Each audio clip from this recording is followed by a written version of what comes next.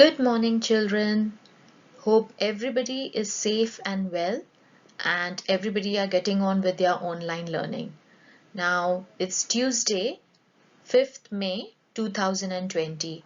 We are going to be doing the next chapter of Street Child, which is chapter number 4. So let's go ahead. Now, the resources that you will need for this lesson are a pen and a sheet of paper. I'm going to pause the slide for some time by the time you get your pen and paper.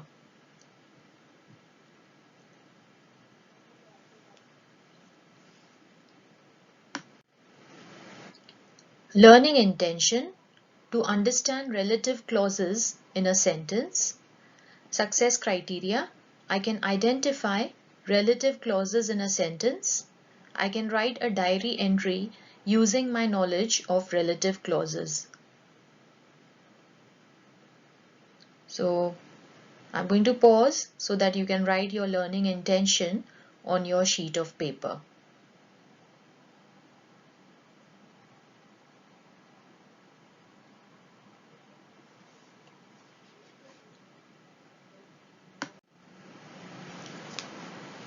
Okay, now chapter 4, the workhouse. Now, as usual, as our regular schedule, I'm going to read the initial part of the chapter, and then you're going to read it silently in your head. Jim and his mother walked for most of the day, but they made very slow progress. They rested a bit near a statue of a man on a horse, and after a very short distance they had to stop again for Mrs. Jarvis to scoop water from a fountain. And on they went, trudging and stopping, until Jim's mother could go no further. She put her arms round Jim and pressed her head down onto his shoulder. "God help you, Jim," she said. It seemed to Jim that she was simply tired then of walking, and that she decided to go to sleep there on the pavement. He squatted down beside her, glad of a chance to rest, feeling dizzy and tired himself, and was aware of a worry of voices round him like flies buzzing. Someone shook him and he opened his eyes. "Where do you live?" a voice said. Jim sat up. Already it was growing dark. There were people round him and some were kneeling by his mother, trying to lift her. "We used to live in a cottage," said Jim. "We had a cow and some hens." Now I'm going to pause here, children. Read the remaining chapter silently in your minds.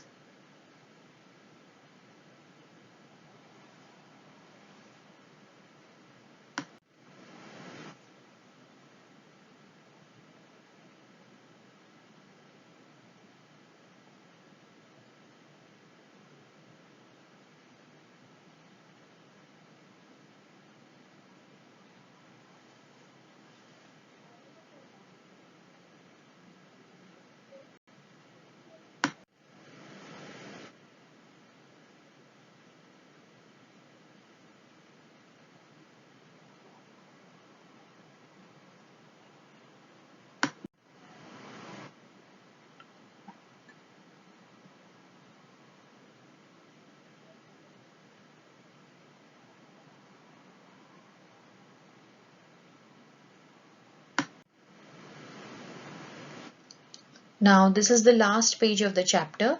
I'm going to read the last paragraph.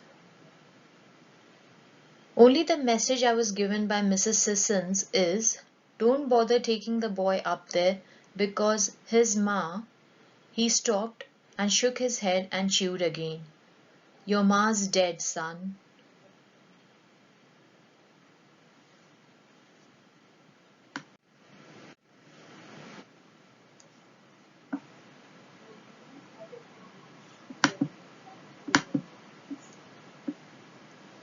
Now the answers to these questions are: why did Jim and his mother make slow progress? Jim's mother was very ill and needed to keep resting. What had happened to Jim's wooden horse? It had been stolen by some children.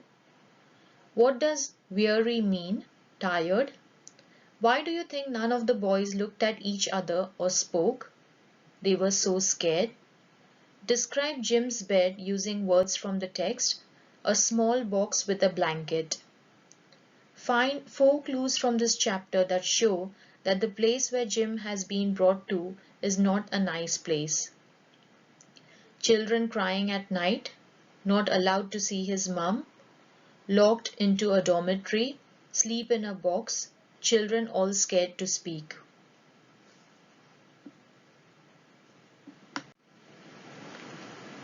Now put these events in order starting from the beginning. One has been done for you. So on your sheet of paper, this is your next activity. So you have to put them in the right order. The first one has been done for us. Okay. So Jim and his mother were taken to the warehouse. That was the first event that happened. Okay. What's the next one? Okay. I'm just going to read the others for you so that you know which comes next. Jim was stripped, washed with icy water and had his hair roughly cut. After dinner, Jim was sent to bed and slept in a long box. Jim's mother was sent to the infirmary. Joseph told Jim his mother had died. Okay, so put the correct numbers in the correct boxes in the order starting from the beginning to the end.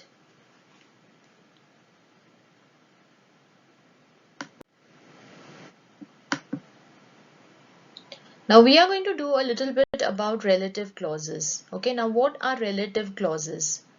We can add extra additional detail about a noun by adding a relative clause to a sentence. Instead of using 2 single clauses or simple sentences to describe something. For example, Sarah is eating roast chicken. It is her favorite meal. We can combine the 2 sentences to make one multi-clause or complex sentence using subordination with a relative clause.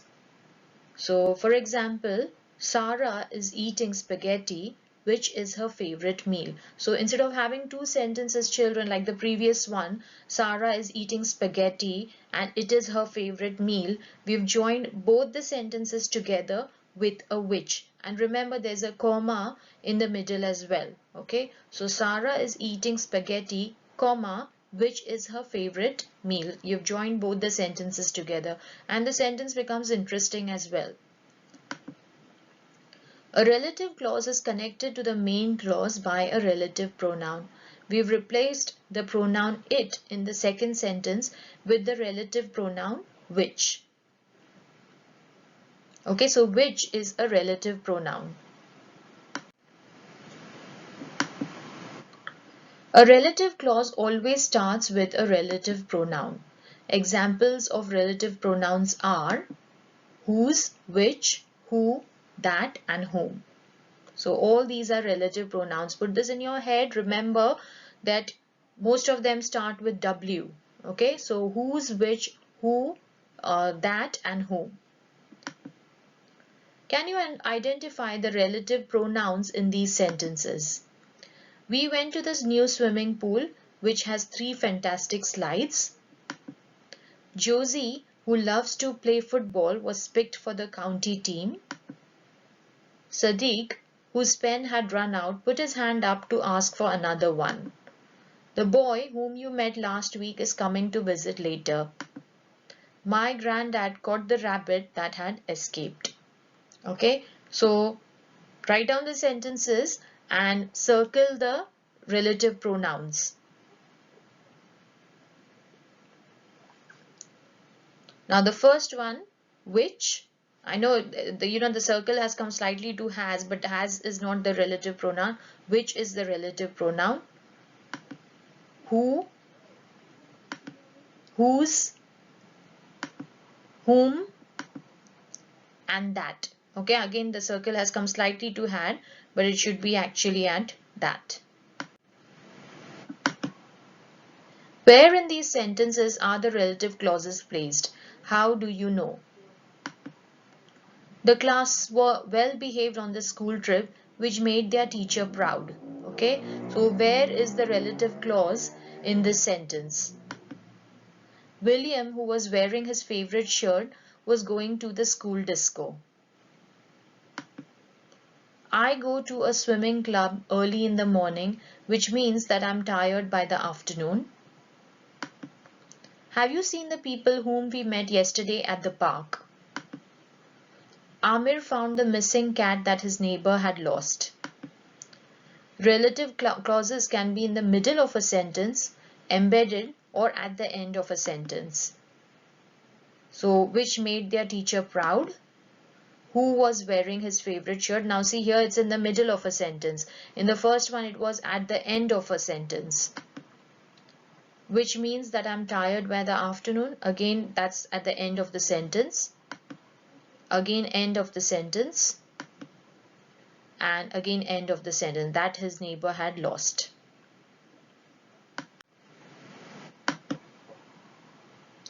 Write sentences about the following pictures and include an embedded relative clause. So on your sheet of paper, you can see pictures of these children. They are wearing helmets, and then you can see a cat on the tree. So write down a sentence about these pictures and include an embedded clause with a embedded relative clause. So it has to have a relative pronoun and then an embedded clause behind the relative pronoun. Write a sentence on it. Pause this. I'm going to pause the slide, finish your sentence, and then maybe you can check your answers.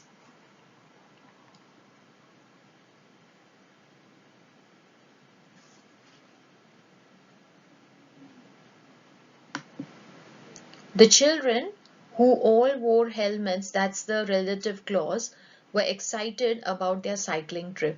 Now, as long as you have your commas, you have your relative clause, even if the sentence is slightly different to this sentence, it's fine, but the structure of the sentence should be same.